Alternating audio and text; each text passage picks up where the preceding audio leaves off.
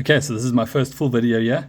I go by the name Trichome Chaser on IG. I'm just an amateur nug photographer, passionate cannabis grower.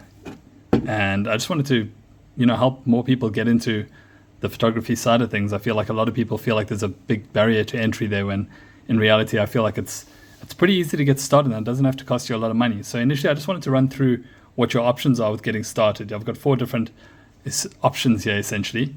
These 2 require a lens of some sort to work. These 2 are different sorts of lenses themselves. What this does, so I'm just going to start on the left here actually and run you through what each of them are, what they do. And in another video I'll go over them in more detail and provide some of the nuance as to how they're used and some of their limitations and such. But we're going to start here with what's called a reversing ring. And what this tool does is it allows you to attach your lens onto your camera facing in the opposite direction. I know it might seem a bit crazy, but the point is to have this side of the lens facing outwards. And the reason for that is by doing so you actually increase the magnification and you can turn a regular lens into a macro lens. And these are pretty affordable. They're a few $100. They do have their limitations. They are a little bit hard to work with. There's not autofocus available at that point, obviously. So that's your first option.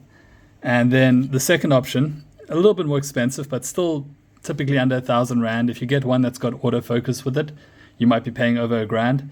But what this is, it's just a macro extension tube. They come in different sizes. You can sometimes get ones that are a little bit smaller, a little bit bigger. But all it does is it essentially adds range between your camera body and your lens. So you'll see here, I can just attach it into my lens, and this then attaches to the camera body, making a bit of a distance between the camera body and this lens.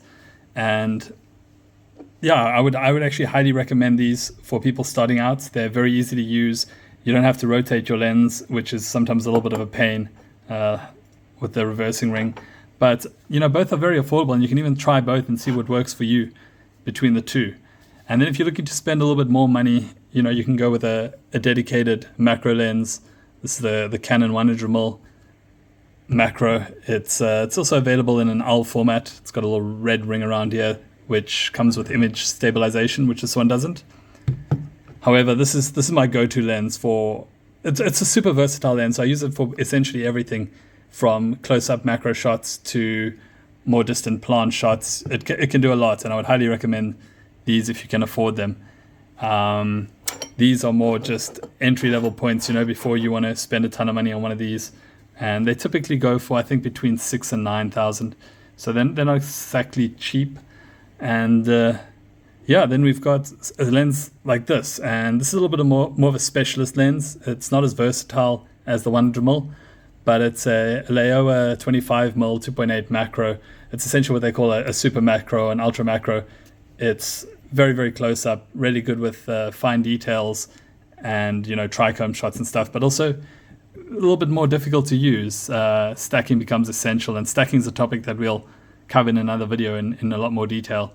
But these are very interesting little lenses, and if you are looking to get as close as you can, they are going to provide you with a more closer image than something like this, which has a minimum focusing distance of like 0.31, I think, or something.